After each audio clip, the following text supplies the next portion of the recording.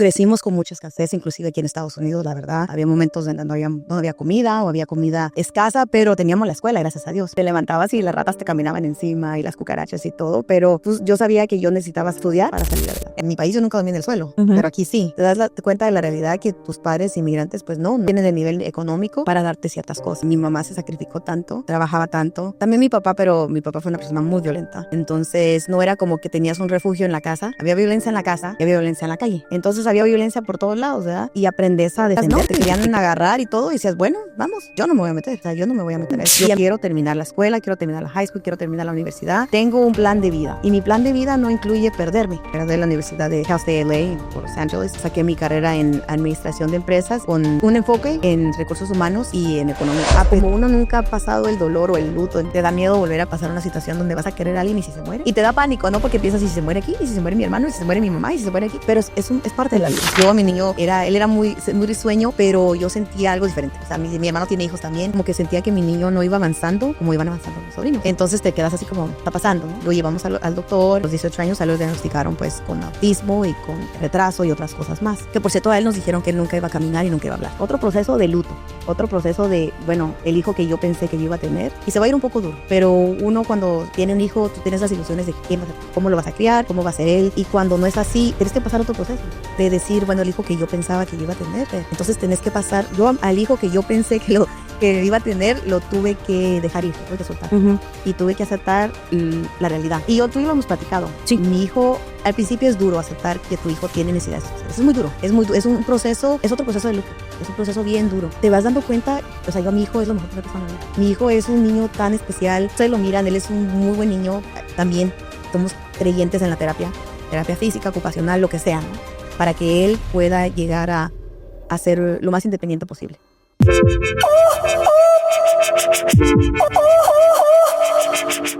Bueno, esta es nuestra sección Navegando Contracorriente y aquí hablamos sobre temas de relevancia y sobre superación personal, ¿verdad? Entonces, quisiera presentarles a alguien muy importante para mí. Ya he estado como empezando a dar esta intro con todos, ¿verdad? Pero la verdad es que es la verdad, es una persona muy importante para mí. ¿Quieres que te presente como Sandra Vega, verdad? Sandra Vega. Sí, Sandra Vega. Big Boss. Sí. La Big Boss. Es mi prima, pero más que mi prima es una profesional muy, muy competente, muy capaz y por eso mismo decidimos tenerla aquí en nuestro podcast porque ella ha pasado por situaciones complejas que ahorita, hoy en día, pues creo que tiene toda la solvencia como para poder hablar y decir sus grandes hazañas y los grandes éxitos que ella ha formado. Y más que eso es para poder dar también ese tipo de enseñanza a la gente, que no se rinda, que hay situaciones en la vida que son complejas. Ella tiene una historia de vida muy interesante, muy llena de altibajos, ¿verdad? Como una marea muy, muy, muy, ¿verdad? Pero que al final ella siempre ha encontrado la calma en ella y ha sabido llegar al lugar preciso para poder hacer, que de hecho ese es el nombre de nuestro estudio, Monkey Dice, el paraíso de mono. No lo hemos contado mucho, perdón que me extienda en esto, pero creo que sí es importante. Nosotros hablamos sobre el paraíso del mono, que significa salir de la isla de los demás para poder hacer tu propia isla y tener tu éxito propio y tener esa isla que va a ser tu casa, tu hogar y tu felicidad al fin de cuentas, ¿verdad? Entonces, pues, gracias por tenernos aquí, primis. Muchas gracias, chicas. Primis, ya sabes. Es un honor para mí estar aquí con ustedes y darles un poquito de historia de mi vida, como decís, altas y bajas. Sí. Pero aquí estamos. Ok. Rosy, ¿cómo estás? Bien, yo te estoy dejando fluir. Lo siento, es que yo no soy muy buena para dar introducciones. Es muy probable que vaya a cortar mucho de esto, pero... Mira, normalmente Gustavo es el que se luce, entonces hoy dejo que ustedes se luzcan porque ustedes son las que más saben. Yo voy a escuchar atentamente, tratar de no disasociarme porque me disasocio. Creo que los muchos que nos han visto en el podcast han visto que soy como... Y de repente me como las uñas. Y de repente estoy... Sí, ya la regañé. No me voy a comer las uñas. Pero estoy bien. Aquí estoy disfrutando del momento de esta estadía. Porque hoy no estamos en nuestro estudio. Entonces estoy estresando. Sí, queremos Sí. que sepa que estamos en Los Ángeles, California, con la Primis. Nos venimos aquí principalmente a visitar, ¿verdad? Y secundariamente, pues queríamos hacer este tipo de entrevista. Creo que es una entrevista que no se debería hacer por medio digital, sino que vale la pena que sea presencial, ¿verdad? Entonces, bueno, Primis, cuéntanos, ya dimos una pequeña introducción, pero danos una introducción de quién eres, cuál es tu degree y pues ¿qué se dice? Tu posición en la compañía. Pues, Ajá, bueno, sí. mi historia es larga, Muy largo. demasiado larga, muchos años, muchas décadas, pero yo nací en Guatemala y me trajeron aquí a Estados Unidos de niña en los 80, yo no sé, de tus viewers, no sé cómo se dice, de la gente que está mirando, Sí. Ajá. cuántos crecieron en Guatemala en los 80, pero fue una época muy difícil, ¿verdad? Ajá. Entonces mi mamá tomó la decisión de traernos aquí a Estados Unidos y aquí crecimos en Los Ángeles, California, pues también partes en Inglewood, California y en Los Ángeles también. Entonces aquí estuvimos y vivimos en un área muy muy dura, donde la mayoría de muchachos eran hijos de inmigrantes y no terminaban, creo que es high school o la secundaria, no la terminan, ¿no? Especialmente en esos tiempos, en la temporada de los 90, había muchas pandillas, había mucho crimen, entonces no era como que había mucho apoyo a la comunidad latina, chapina, mexicana, porque aquí habemos de todos, aquí somos le llaman una olla donde todo se mezcla, ¿no?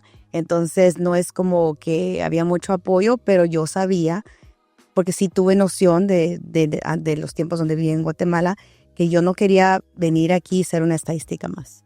Yo sabía que yo quería salir adelante, yo sabía que yo quería sacar el nombre de Guatemala adelante. Yo no quería ser una muchacha que se embarazaba a los 15, 16, porque lamentablemente eso pasaba mucho en nuestra temporada, ¿no? En los 90 aquí en Estados Unidos, específicamente en Los Ángeles.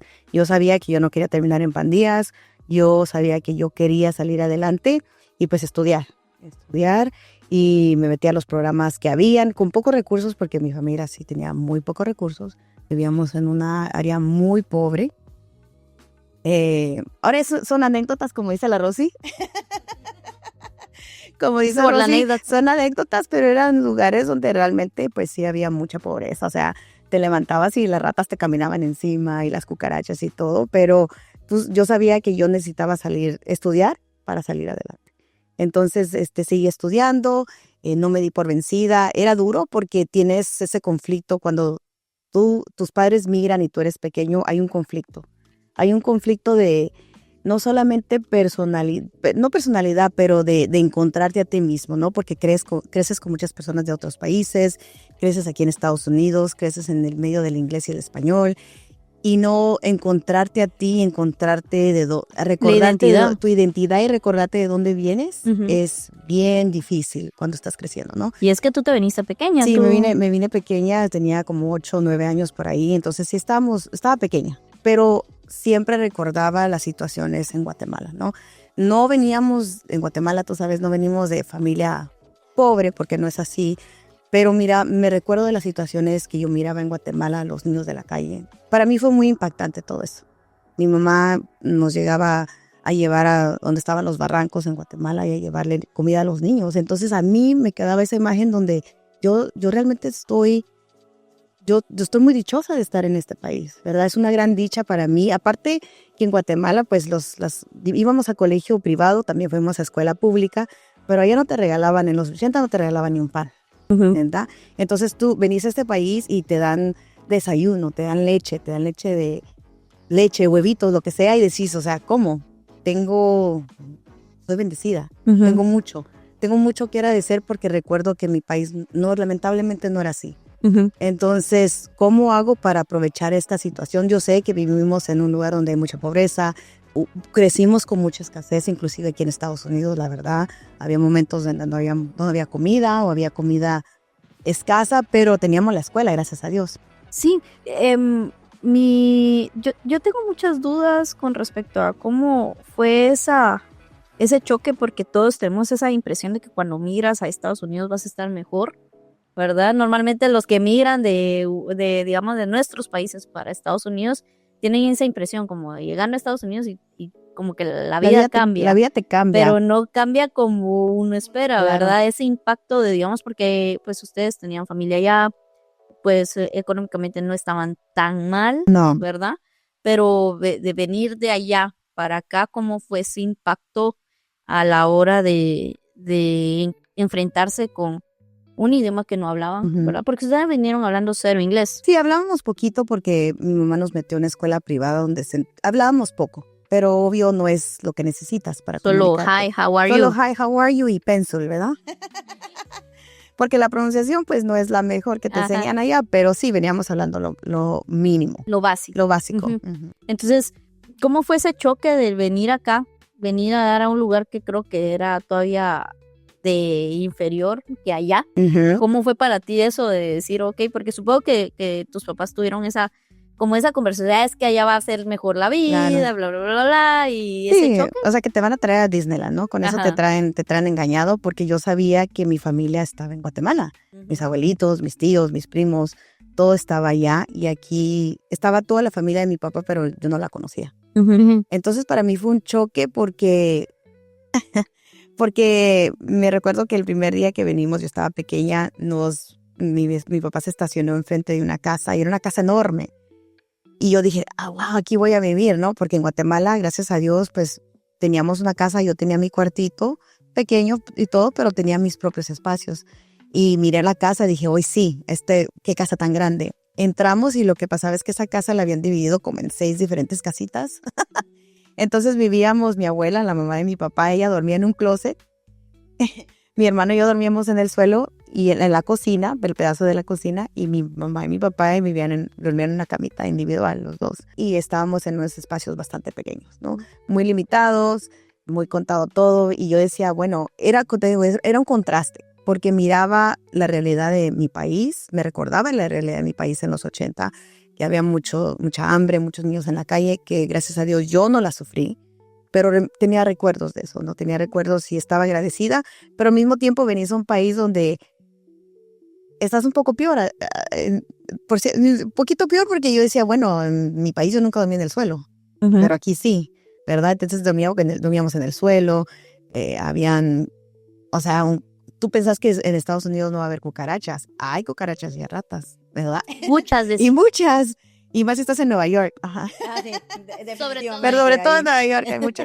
Pero tenés una idea de cómo va a ser el país. Tenés una idea de que va a ser un país. Y no estoy diciendo que no al que trabaja duro, no, pero es un contraste. Y para un niño es como, bueno, ¿y dónde está la casa de Punky Brewster? No sé si miraron ese show. ¿Eh? ¿Dónde está la casa de Punky Brewster? Porque Punky Brewster tenía un cuarto bien bonito y te cuenta de la realidad que tus padres inmigrantes, pues no tienen el nivel económico para darte ciertas cosas. Entonces, sí, fue un contraste bastante interesante, que ahora esa anécdota te reís, pero en ese momento, pues sí no, decís, trauma. ajá, Sí, sí, decís, ay Dios, o sea, las ratas, yo nunca había mirado una rata tan grande en Guatemala. Y lo peor es que aquí sí está maiciado. Hijo de la gran- Aquí crecían de más y decías, ala, o sea, sí está grande todo, las cucarachas están grandes y todo está grande y bueno, hay mucho crimen, porque en realidad en Inglewood, California, en Los Ángeles, había mucho crimen en ese tiempo. ¿Y cómo fue la etapa de la adolescencia, crecer en un barrio tan difícil como en el que ustedes crecieron? Porque había muchas pandillas, ¿no? Sí. Y supongo que reclutaban a los a los jóvenes que Sí, habían. es ¿Cómo que fue para ti siendo mujer? ¿Cómo fue vivir así, crecer así y tratar de que no obviamente te marcó en tu camino, pero no dejó que te limitara, sino que seguiste avanzando? Yo creo que tiene mucho que ver con varias cosas. Yo para mí era el saber que mi mamá se sacrificó tanto, trabajaba tanto. También mi papá, pero mi papá fue una persona muy violenta. Entonces no era como que tenías un refugio en la casa. Había violencia en la casa y había violencia en la calle. Entonces había violencia por todos lados, ¿verdad? Y aprendes a defenderte, aprendes de chiquita a crecer muy rápido, porque aparte también tienes que ser en cierta forma padre para tus padres, porque ellos no pueden llenar un papel. Y es chistoso esa anécdota, pero en ese entonces decís, bueno, tengo 10 años, pero ¿cómo lleno este papel del banco, no? Claro. Entonces, bueno, creo que va así, pero tenías que crecer, ser el padre, ser el traductor. Yo soy la hermana mayor, entonces cuidar a tus hermanitos y aprender a defenderte, ¿verdad? Aprender a no, en ese entonces, sí, te querían, aquí le llaman brincar, ¿verdad? Te querían brincar a las pandillas, pero tú simplemente decías no. O sea, y sí, te querían agarrar y todo, y decías, bueno, vamos, yo no me voy a meter, o sea, yo no me voy a meter a eso. Y a mi hermano también le pasaba lo mismo, porque mi hermano es un poco más pequeño que yo, pero también él creo que con él era un poco más fuerte, porque lo querían brincar entre varios y él no quería, ¿no? No queríamos porque recordamos de dónde venimos. La verdad, la familia en Guatemala, nuestros abuelitos, no creo que nos dieron muy buenos valores. Inclusive yo crecí en la iglesia cristiana, que ahorita no soy parte de, pero creo que también me dio buenos valores en el sentido de hay que ser mejor, ¿verdad? Hay que tener valores, hay que tener principios y hay que ser honesto. Y yo sabía que yo no quería una vida de chola, no la quería, yo no quería, porque yo estaba muy pequeña, pero decía, bueno, si yo me meto a esto, mi vida va a terminar de muchas formas, ¿no? Acuchillada en la calle, porque lamentablemente me tocó ver eso en Estados Unidos, aunque no lo crean. También me tocó ver a muchachas que las acuchillaban enfrente de nosotros, porque estaban metidas en las pandillas. A mí me rompieron la cabeza una vez, me tiraron una piedra y me rompieron aquí la cabeza porque había una pelea de pandillas. Entonces, era parte de nuestra vida, era parte de nuestro diario vivir, pero tú siempre enfocado en lo que tú quieres. Yo no quiero ser una estadística más. Yo quiero terminar la escuela, quiero terminar la high school, quiero terminar la universidad. Tengo un plan de vida y mi plan de vida no incluye perderme en esta situación. Inclusive cuando hay violencia en la casa, porque también había violencia en la casa y había mucha droga, porque eso sí, tampoco era como que te la regalaban, ¿verdad? Pero al principio sí te ofrecían, pero tú sabías que no era lo mío. No lo quiero hacer porque mi plan de vida es salir adelante. Pero no en la casa, en la calle, para hacer la clase. En la casa no me ofrecían droga. Trancazos sí, pero droga no. Pero sí, era más como, bueno, quiero mi plan de vida, qué quiero hacer, quiero estudiar, quiero salir adelante y qué es la forma que puedo salir adelante. Porque te das cuenta que la gente que tiene como poder es la gente que tiene dinero, ¿no? Y yo no tenía dinero, no tenía nada, apenas teníamos comida. Entonces es como, bueno, ¿cómo puedo llegar a lograr lo que quiero?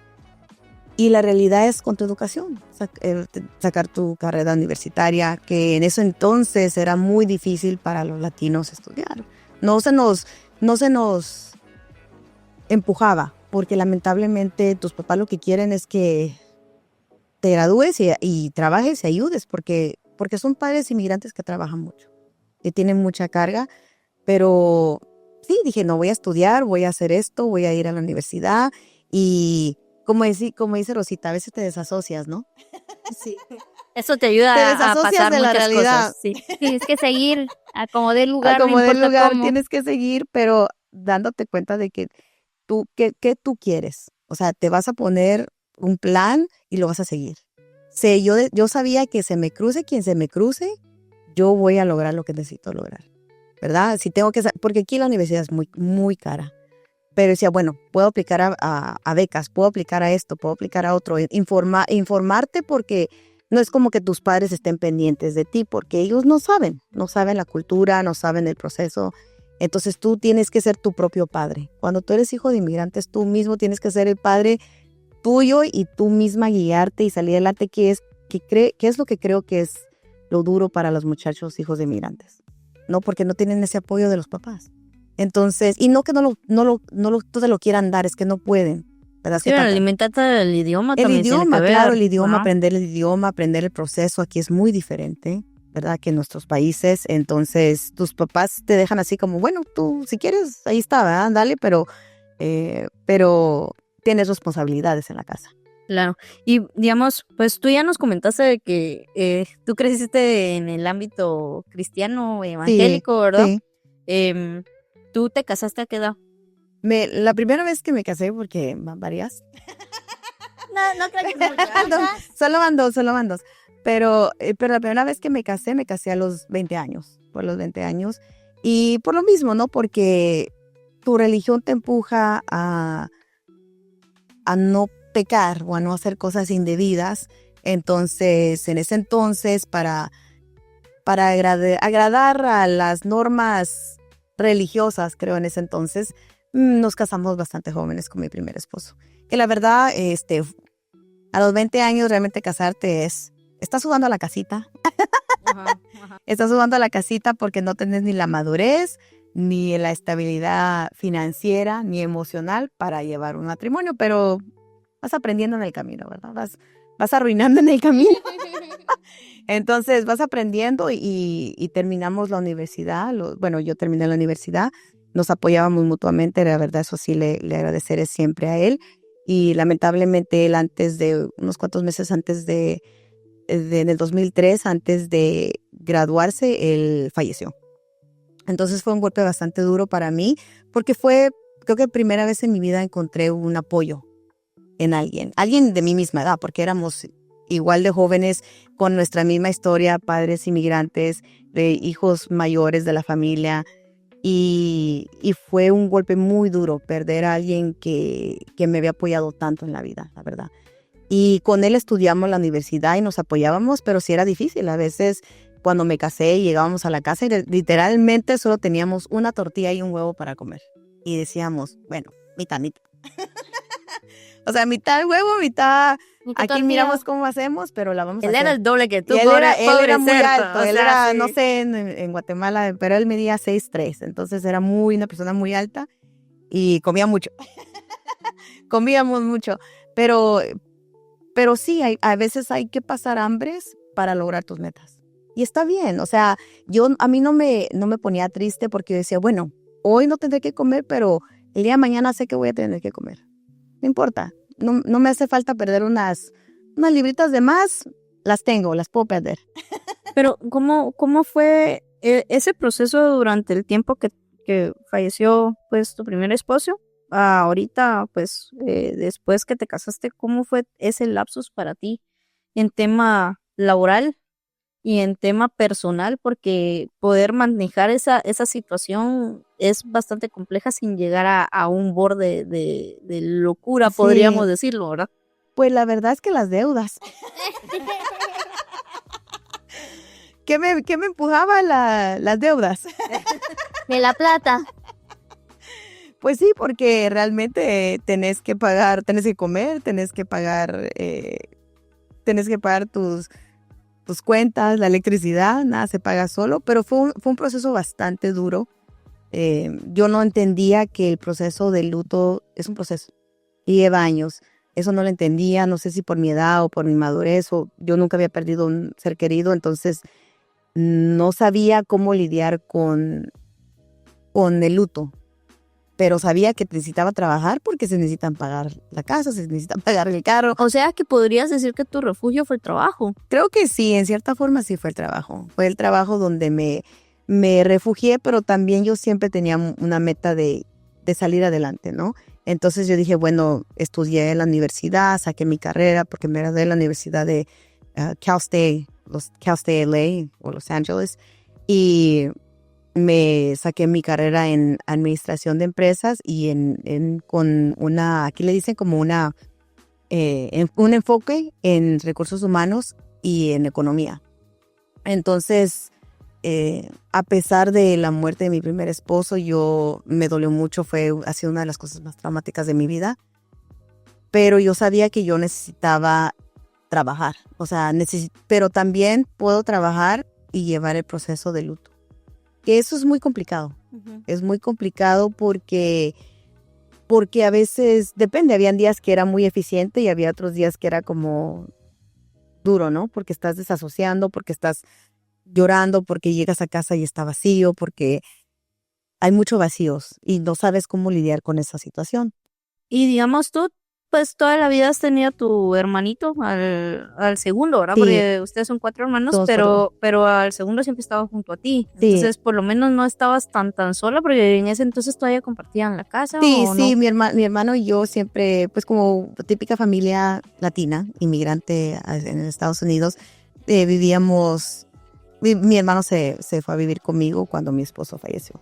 Entonces él fue un gran apoyo, la verdad, y creo que la familia es muy importante. Hay de familia a familia, Claro. lo hemos hablado.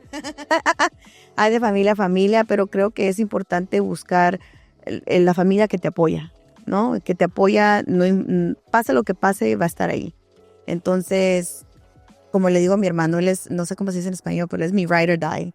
O sea, es a que vamos y nos morimos, ¿verdad? Juntos, pero nos apoyamos. Y es... Él es la tu verdad, real. Es mi real. Es tu real.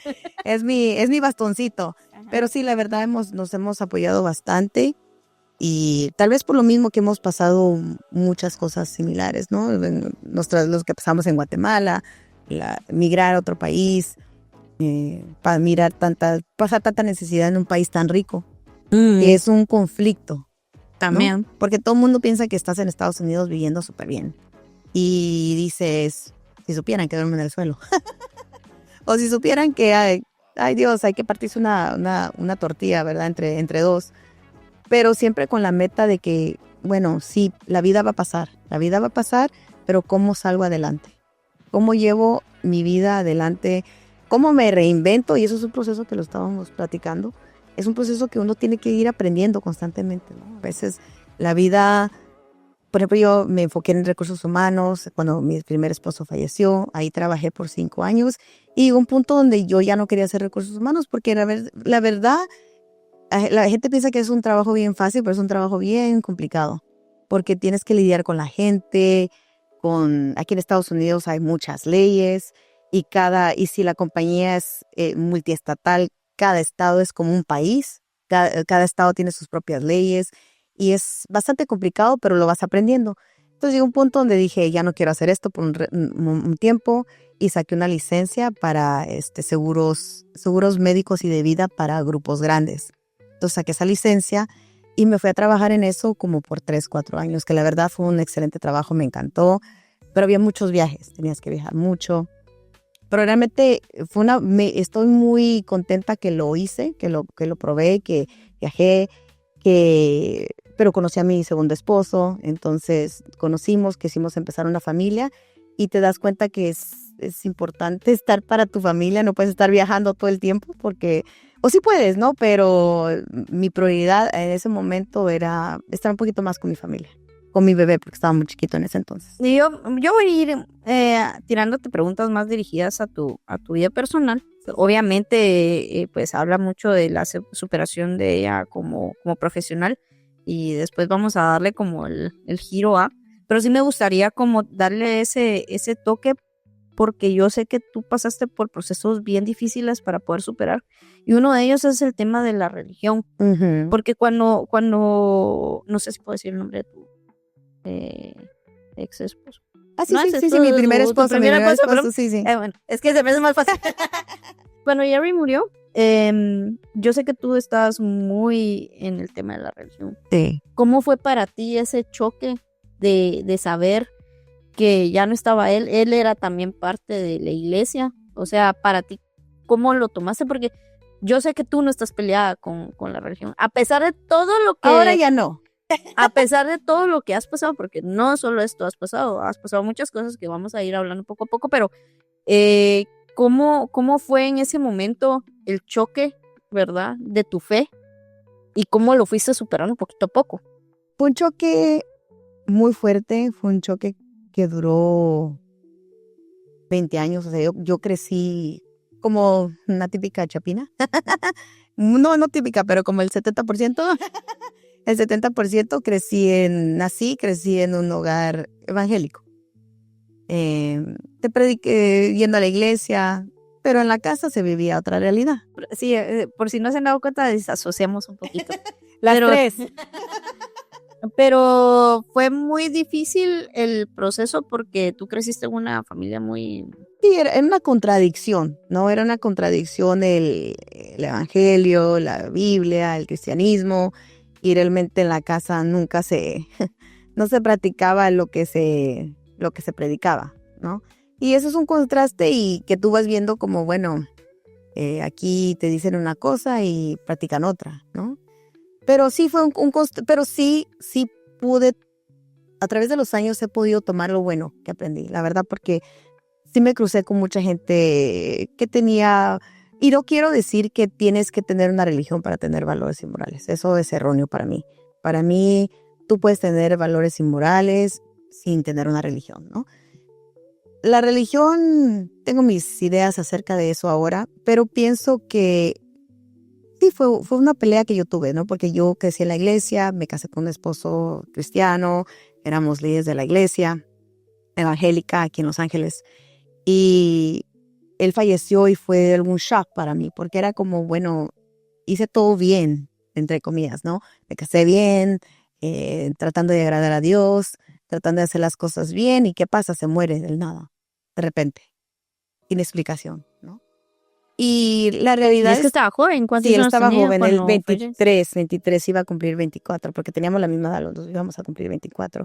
Entonces tú dices, bueno, ¿dónde quedó eso que yo creí que iba a pasar, ¿no? Tu religión, que íbamos a estar en la iglesia, que íbamos a ser líderes de jóvenes, lo típico, lo típico que piensas que va a pasar en la iglesia, pero no pasó así. Lamentablemente, o no sé, la vida tiene otros caminos. Los caminos de la vida, como dice la canción. Entonces vas aprendiendo que sí, fue muy duro, fue algo que sí me peleé con la religión o con el cristianismo por varios años, pero ahora en día pienso que la religión y la espiritualidad no es lo mismo, ¿no? Hay gente que necesita la religión, hay gente que necesita ser fanática. Cada quien. Yo pienso que puedo buscar la espiritualidad y tener mis creencias y no ser fanático, porque eso sí, basado en mi experiencia, sí afecta, ¿no? Sí afecta. Por lo mismo del contraste de la casa, ¿no? Que hablan de paz y en la casa como perros y gatos. Entonces eso es como un conflicto. Pero sí fue duro cuando él falleció y me alejé de la iglesia. Yo ya no quería ir a la iglesia. Es más, creo que pasaron...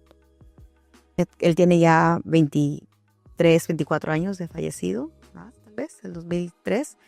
Pero es independiente. Creo que yo tenía que pasar mi proceso de luto. Claro. Ajá. Y entonces después ya conociste a mi esposo actual sí. esposo, Carlos, Carlos, que es una súper y excelente persona, sí. ¿verdad? Tiene sus días. Saludos, Carlos. Pero cuando tú lo conociste, ¿qué sentiste? O sea, ¿cómo fue para ti? Porque tú habías pasado tiempo sin tener una relación formal.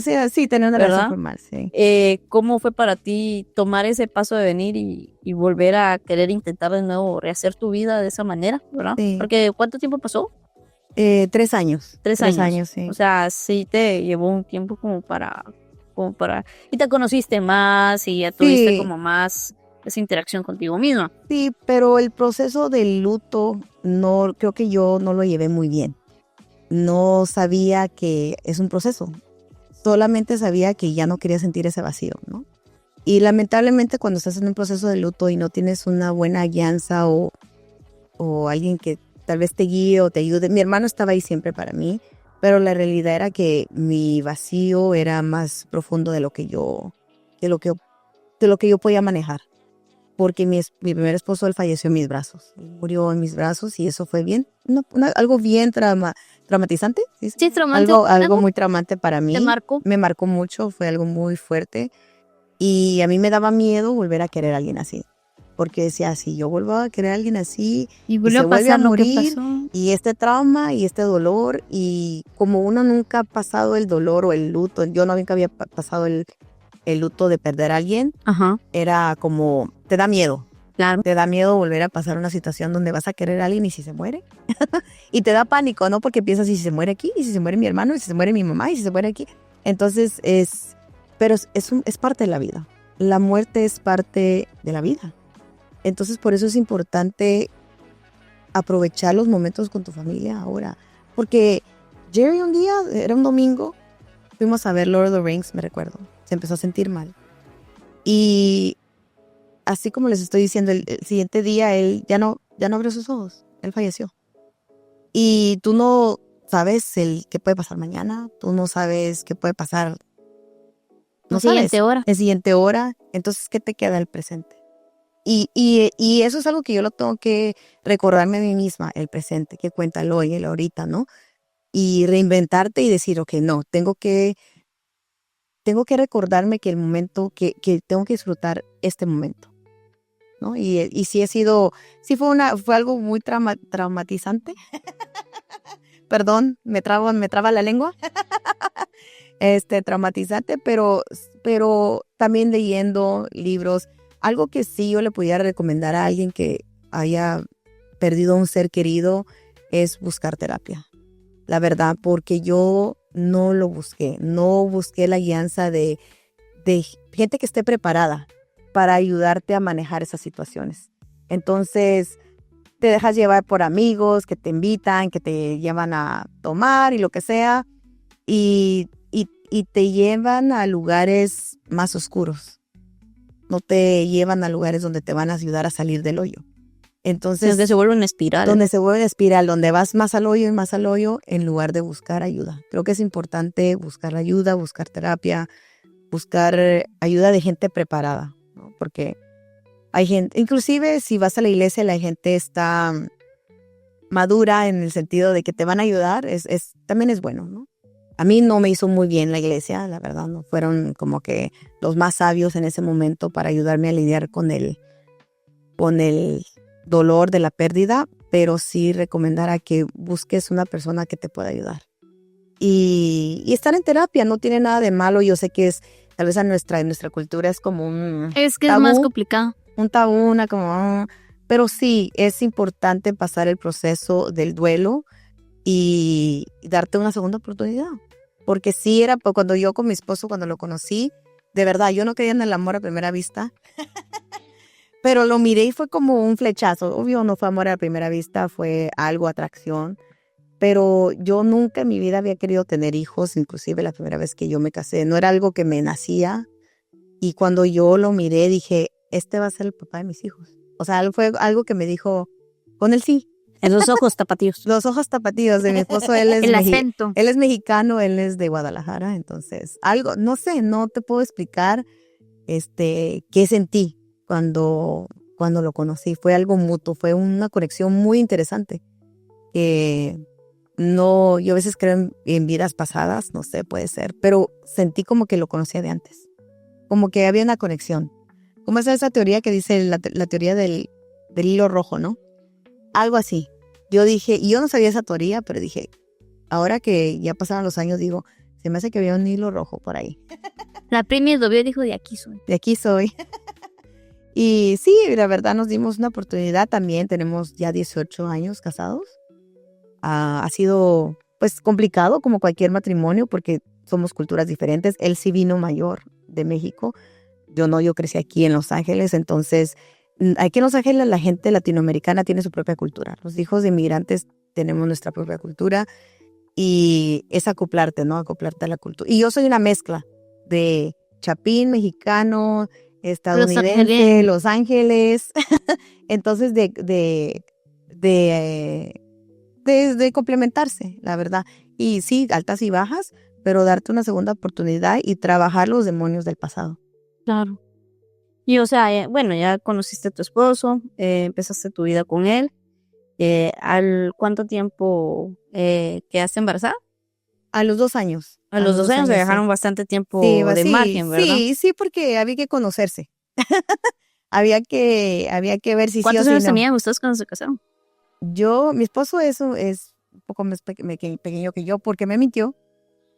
Quiero aclarar. Quiero aclarar. Carlitos, ajá. Quiero Él me aclarar. dijo que tenía cierta. Quiero aclarar que yo tenía 26 y él me dijo que tenía 25, pero tenía 22. Quiero aclarar. Yo tenía 26 y él 23. Ajá. Nos llevamos 3 años y medio por ahí. Entonces tenía 26 y él 23. Y estábamos muy jóvenes también. Él estaba más joven.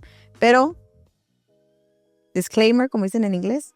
¿Cómo se dice en español? Es como, ay, Como sí sé salen qué las significa. letritas aquí abajo. Ajá. Aclaración. Aclaración y eso, ajá. Esta aclaración, yo pensaba que él era un poquito más grande, pero sí, nos casamos, esperamos 2 años y ya decidimos empezar una familia, tener un... Pero es curioso porque tu primer esposo murió a los 23 y tu segundo, él te conoció a los Sí, ¿verdad? 23. No, Sí. tenía 20, bueno, sí, iba a cumplir Ajá. 23. Sí, qué curioso. Sí. Es algo muy extraño, la verdad, a veces las cosas, ¿no? Cómo se van dando. Los dos nacimos el 24. Sí. Dicen... Numerología, claro. Ajá, yo la Ajá. numerología, que esto es muy interesante para mí. No digo que sea cierto, pero es interesante. Sí. Y bueno, no habías tenido hijos, no No. tenías planes de tener hijos. No, bueno, antes no, pero sí, ya con mi esposo Y ya con sí. tu esposo lo hablaron y dijeron, órale, démosle, Sí, va. dale, va. Y Y pasó el Sí. proceso, pasó el proceso. de los 9 meses más tortuosos de tu vida. sí, porque- mi cuerpo decía, soy chiquita, soy chaparrita, entonces mi cuerpo decía, ¿qué está pasando? Sí, tuvimos a nuestro niño, y la verdad, Carlitos, se llama como su papá. Yo le quería poner como su papá. A mí me gusta la tradición, me gusta mucho la tradición latinoamericana de ponerle al papá como al hijo. Perdónenme, me gusta. Entonces le puse Carlitos, también Carlos Gael, y nació, y la verdad que fue un proceso duro, porque yo no había trabajado muy bien lo de luto, ¿no? Entonces era como, estaba yo muy feliz, pero al mismo tiempo decía, pero yo sí tuve un hijo, pero mi primer esposo nunca va a saber lo que se siente ser papá. Y es como siempre Es una culpabilidad de sobrevivir. Ajá. Ajá, o sea, de sobrevivir, estoy aquí, bueno, y él nunca va a ver esto. Como que sentís una injusticia porque Sí. él no llegó a esas etapas de la vida. Así es, como no tuvo la oportunidad de experimentar qué es ser padre. Y no todo el mundo la necesita, no es para todos. Óigame. Presten atención, no es para todos.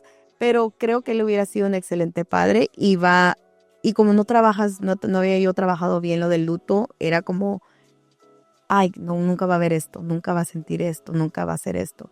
Pero continué mi vida, la verdad mi hijo es lo mejor que me ha pasado en la vida. Mi niño, él al año empezó, yo sentía algo diferente en él.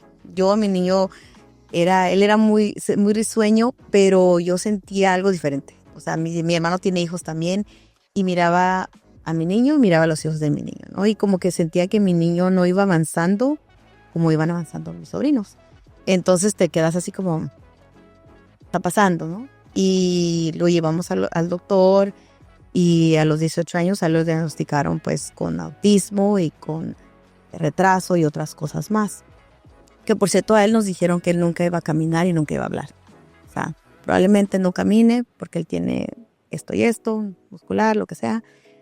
Y no fue otro proceso, ¿no? Otro proceso de luto, otro proceso de, bueno, el hijo que yo pensé que yo iba a tener y se va a ir un poco duro. Pero uno cuando tiene un hijo, tú tienes las ilusiones de quién va a ser tu hijo, ¿no? ¿Cómo lo vas a criar? ¿Cómo va a ser él? Y cuando no es así, tienes que pasar otro proceso de decir, bueno, el hijo que yo pensaba que yo iba a tener, no va a ser. Entonces tenés que pasar, yo al hijo que yo pensé que iba a tener, lo tuve que dejar ir, lo tuve que soltar. Uh-huh. Y tuve que aceptar la realidad. Y tú y lo hemos platicado. Sí. Mi hijo, al principio es duro aceptar que tu hijo tiene necesidades especiales. Es muy duro. Es un proceso, es otro proceso de luto. Es un proceso bien duro. Pero te vas dando cuenta, o sea, yo a mi hijo es lo mejor que me ha pasado en la vida. Mi hijo es un niño tan especial. Tú ustedes lo miran, él es un muy buen niño. También somos creyentes en la terapia física, ocupacional, lo que sea, ¿no? Para que él pueda llegar a ser lo más independiente posible. Pero que decían que él no iba a caminar, probablemente no iba a caminar, no iba a hablar, ahí anda. No camina, corre. y platica, no es tan platicador porque él observa mucho, pero él nos dice, mami, esto, lo que está pasando, no completamente con palabras, o sea, no que se desenvuelva, pero él sus necesidades te lo comunica. Y es mucho, ¿verdad? Porque nos habían dicho que él no iba a hablar y nunca iba a caminar, pero sí, es otro proceso duro y a trabajar y a seguir adelante porque mi niño depende de mí, ¿no? Mi niño depende de mí, mi esposo, y de nuestra capacidad de poder darle mejor, pues una mejor calidad de vida. Claro. Ajá. Y las terapias necesarias, y eso no es gratis, ¿no? No es gratis, especialmente en este país. Aquí es muy caro todo lo médico, y enfocarnos en él y en que él esté bien, y la verdad mi esposo y yo siento que hemos hecho un buen equipo. Eso necesitas a alguien que, no sé si sea tu mamá, tu papá, tu amiga, lo que sea, pero alguien que va a ser de apoyo para ti, porque cuando uno tiene un niño con necesidades especiales es muy desgastante, te desgasta, y dependiendo de las habilidades del niño puede llegar a ser más desgastante. Y yo sé que yo no me puedo quejar, porque cuando yo llevaba a mi niño a terapia hay situaciones 1000 veces peores. Hay situaciones donde los niños no pueden caminar, necesitan oxígeno. Entonces yo no me puedo quejar. Yo lo que estoy es agradecida con la vida por mi niño, porque la verdad es nuestro motor para mí y mi esposo, la verdad. Mira, yo te voy a hacer preguntas, si me lo permitís, y si no, pues lo corto, porque yo edito. Pero sí me gustaría que me comentaras si alguna vez sentiste culpabilidad cuando fue todo ese tema de que te dieron el diagnóstico, ¿verdad? ¿Cómo fue eso para ti? Si sentiste algún tipo de culpabilidad, si buscaste refugio nuevamente en alguna fe, si fuiste más como racional y decir, ok, no, esa no es la vía, yo creo que es mejor por acá. ¿Cómo fue todo ese proceso para ti internamente como mamá? Sí. Pues no sé cómo se va a escuchar esto, pero yo soy muy creyente del secreto, ¿no? De la ley de atracción. Y no creo que vaya peleado con la espiritualidad o el cristianismo, no creo. Uh-huh. Yo creo que la fe o la ley de atracción es muy poderosa. Y yo sí, claro, me sentía súper culpable, porque yo decía, bueno, fui yo. ¿Qué comí? ¿Qué no comí? ¿Qué hice? ¿Qué no hice? Yo me la pasé muy mal durante mi embarazo, la verdad. Fue 9 meses muy, muy duros. Pero yo decía, ¿qué hice? ¿Qué pude haber hecho? ¿Qué no hice? O sea, ¿qué hice en mi juventud? Tomé mucho, no sé qué hice. Y nos metimos a un programa donde te hacen como exámenes de ADN para ver qué pasó. Porque yo lo que quería era saber qué pasó. ¿De dónde viene esto? Y el ADN es muy complicado. Los genes son muy complicados. La tecnología está avanzada, pero también no está avanzada al punto que te va a decir exactamente qué pasó, ¿no? Y hace como 10 años nos metimos a ese programa y nos dijeron que tal vez venía de mi parte. Tal vez, no sabían. Pero yo lo tomé como, es de mi parte, fui yo, soy yo la culpable. Sí, así nací, o sea, es más, hasta te para de tener más hijos porque decís, sí, te da miedo, te da pavor, decís, no quiero, porque la vida de mi niño va a ser complicada, ¿no? Porque yo no soy eterna, porque mi esposo no es eterno. Quisiera ser eterna para estar con él y cuidarlo el resto de su vida, pero no va a ser así. Entonces, no quería yo que otro niño pasara eso, porque también te dan como la probabilidad de que pueda pasar, ¿no? En ese entonces. Hace 10 años después, el año pasado, hicimos otra vez el examen, porque yo di mi examen para que lo pudieran seguir estudiando, porque para mí, yo sí necesitaba saber una respuesta. Y el año pasado nos dijeron que, bueno, tal vez no era mi ADN, tal vez no era mi genes, no saben si fue algo externo, no saben, ¿no? El autismo y el retraso que viene con eso no saben todavía. Entonces, yo pasé 10 años, una década, sintiendo culpabilidad. Se me venía y yo la trabajaba, ¿no? Porque decía, pues que no, yo no mando a mis genes. O sea, Claro. yo no le digo a mis genes, ay, mira, este sí, este no, ¿verdad? Así son los genes. Entonces, yo misma decía, no, es que no fue mi culpa. Aunque sentía culpabilidad, pero yo misma me hablaba y decía, yo misma No fui yo misma, a mí misma. No fui yo, no fue mi decisión. Y la vida sabe por qué tienes un niño así. Por qué te dio ahora lo miro como un regalo, la verdad. Es una bendición, un regalo, porque mi niño realmente es lo mejor. Entonces, sí fue un proceso de culpabilidad, de sentir culpabilidad, de echar culpas, porque a veces sería mi esposo, o sea, y te haces muchas preguntas, tal vez no lo decís, pero lo pensás. Y de darte cuenta que no fuiste tú. La vida simplemente así es. A veces hay cosas buenas, a veces hay cosas malas, a veces cosas buenas les pasan a gente mala y cosas malas les pasa a gente buena, y lo que importa es tu reacción. ¿Cómo vas a manejar esas situaciones? ¿Y cómo has manejado el tema de la amargura? Porque en tu caso, pues, mucha gente podría estar ya amargada con la vida. Yo también una persona muy brillante, sonriente. Oh, gracias. Porque me quiere. No, o sea, sí, pero no. O sea, no creas que es porque te O sea, quiero. la luz que viene atrás tuya no es porque yo la puse atrás, es tu propia luz. O sea, el calor que sentís no es el de la luz, ¿oíste? No. Esa luz de mi Es la luz que de tu espíritu que está Mi emanando. aura, como Ajá, dice. ajá, exacto. Y quema un poquito, ¿oíste? ¿Y qué? Está calientita. Pues mira, yo pienso que tiene... ok. Pues mira, yo pienso que tiene mucho que ver con tu actitud. La verdad, la vida es dura. Hay momentos duros, hay momentos hermosos. Hay momentos donde yo digo, hoy me puedo morir y estoy feliz. Y hay momentos donde digo, no, espérate, me falta vivir. Pero yo creo que es tu actitud. La vida te va a tirar trancazos, como decimos en Guatemala. Te va a tirar trancazos, te va a arrastrar a veces, pero te levantas. Te levantas, ni modo, voy a pasar mi proceso, porque hay que darnos permiso de pasar procesos, pero no quedarte ahí. Eso creo lo que he aprendido. Va a haber momentos donde va a haber tristeza, me tiro, duermo, lloro, hablo con mi terapeuta. y no llevo mucho tiempo hablando con mi terapeuta. Yo creo que es necesario, pero el día al día, levantarte y ser agradecido. Ser agradecido, porque la realidad es que ¿cuánta gente hay que no pasa peores cosas? O sea, yo tengo y casi pierdo un riñón hace varios años, pero tengo mi salud, ¿verdad? Tengo mi salud, tengo a mi hijo, tengo a mi esposo, tengo mucha gente que me quiere, quiero a mucha gente, y yo pienso que hay gente que viene a tu vida por etapas, y esa gente tú aprendes lo que necesitas aprender, y si se acaba la etapa, se acaba, no pasa nada, ¿sí me entiendes? No quedarte en el momento, porque yo soy como Rosy, que hablábamos que a veces hay momentos donde me quedo trabada en un loop de pensar y pensar. Pero un momento tienes que dejar ir. Sí. Dejar ir y, bueno, ya, pasó su etapa, pasó su proceso. Voy a llorar, voy a hacer mi berrinche, pero me toca pararme. Y estar feliz, porque imagínate qué triste es ser amargado. A mí, yo digo, pobrecita la gente que está amargada, yo entiendo, porque, o sea, a mí me trataron mi papá con la punta de la bota. o sea, la punta de la bota, y abuso de muchas formas.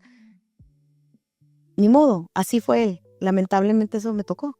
He mirado un TikTok donde dice la muchacha, yo crecí en las piernas de mi papá y amorosa y no sé qué. Y digo, wow, ha de haber sido muy bonito, pero eso no fue lo mío. Eso no fue mi realidad, pero no pasa nada. Lo perdono. Espero que le vaya bien, espero que esté bien. Y ya, ¿me entiendes? Pero te tienes que alejar de la gente que te hace mal. Claro. No te puedes quedar ahí. Uh-huh. Tienes que alejarte, pero seguir. Y lamentablemente esa gente está amargada y te quiere amargar. Pero tú no tienes que dejar que te contaminen de su amargura. ¿Me entiendes? Sí. Es como, no, tú estás frustrado, tienes eso, pero yo no puedo dejar que mi espíritu, mi alma, mi ser se llene de eso, porque no, yo no quiero vivir así. El día que yo me muera, yo quiero morirme feliz. Y tranquila. Y si estoy amargada, yo no creo llegar a sentirme bien. Voy a estar así como, ay Dios mío, como dice Arjona, cuántas pelotas pinché.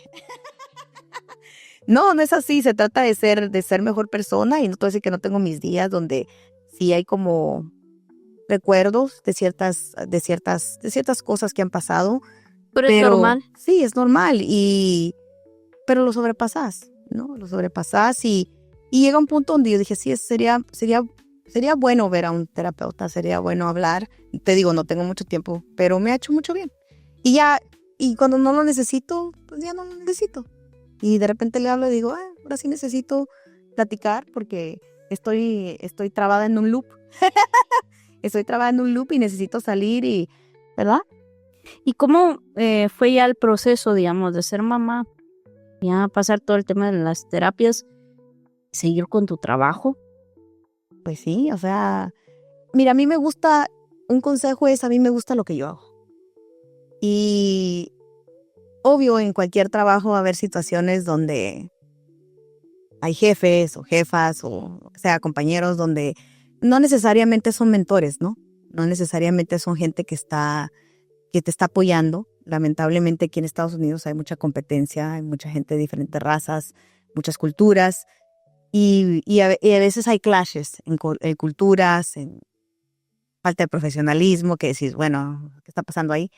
Pero seguís adelante, seguís con tu ética profesional, ¿no? Porque, y eso sí es algo que yo he dicho siempre, llegas a un trabajo y la jefa está de mal humor y ¿qué culpa tiene uno? No, yo tengo un grupo, he tenido grupos, he supervisado y he sido supervisora de grupos grandes y grupos pequeños y realmente mi equipo no tiene la culpa de lo que me está pasando en la casa, ¿verdad? Somos seres humanos y yo creo que lo que yo trato de hacer como supervisora o líder, más líder, creo que me gusta ser más líder que supervisora porque un supervisor llega al trabajo, pero una líder y una mentora, creo que eso me gusta hacer a mí porque gracias a Dios he sido muy afortunada y he tenido muchos mentores en mi vida, en mi carrera, pero creo que te lo tienes que ganar, porque si ellos miran que tú no pones como el desempeño, la gente no va a invertir el tiempo en ti. Yo por eso cuando Gustavo no está haciendo su desempeño le retengo sus pagos. Claro, pero tienes que hacer eso, tienes que ganártelo y ya cuando tú estés, o sea, ya estás en una posición más alta, dar lo mismo que te dieron a ti, ser mentor, invertir tiempo también, invertir el tiempo que invirtieron en ti y con paciencia y siempre tener empatía, porque los trabajos son trabajos y es importante tener una ética profesional en todo tiempo, pero también somos seres humanos, ¿no? Yo trabajo en recursos humanos, beneficios, administración de planes de retiro, planes de incapacidad y es muy duro. La gente fallece a cada rato. La verdad es muy duro, es muy complicado y es muy triste, pero la verdad es que la semana o 2 semanas tu empleador ya puso, o sea, ya Eso nomás. es un número más. o sea, la compañía será muy buena, pero las operaciones tienen que seguir, ¿no? Entonces somos seres humanos, hay que ser empáticos, hay que y no llevar la amargura al trabajo, o sea, y no maltratar a tu equipo. ¿Verdad, María? Maltratar a Lo tu siento. equipo.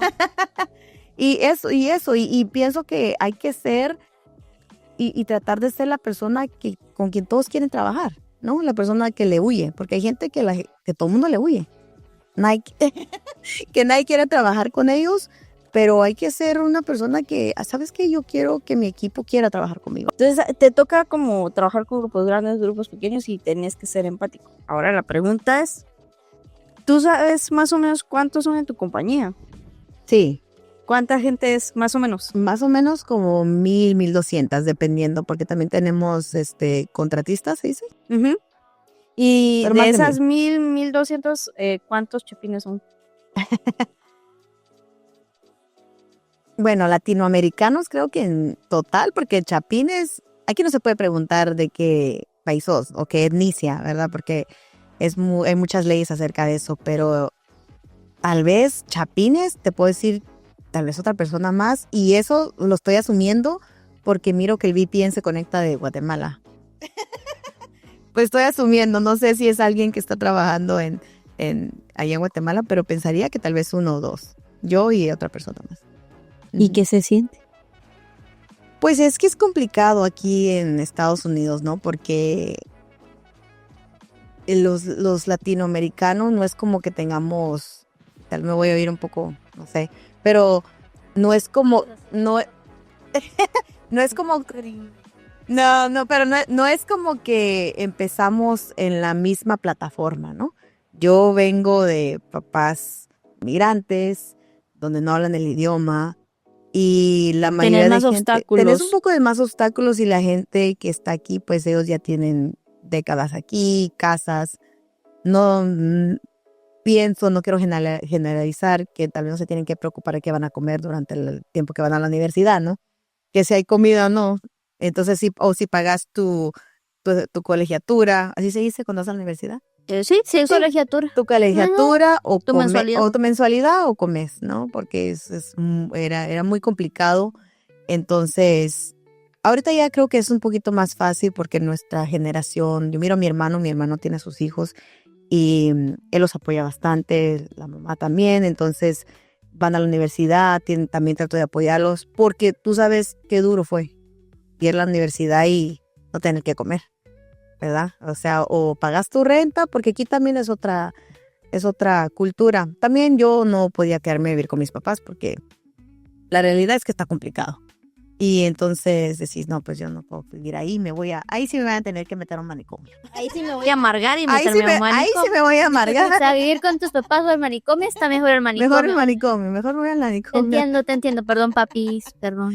No, pero sí, entonces creo que empezás en diferentes plataformas, empezás en diferentes niveles y me siento orgullosa, pero a veces la gente que ha pasado como por muchos obstáculos lo miras como, bueno, no lo miras como un logro, no te sentás y decís, bueno, soy la única chapina ahí, ¿verdad? Vicepresidenta de beneficios y recursos humanos y lo miras como, ay, ya, o sea, algo más, ya lo completé, gracias a Dios, no me despidieron, sigo adelante.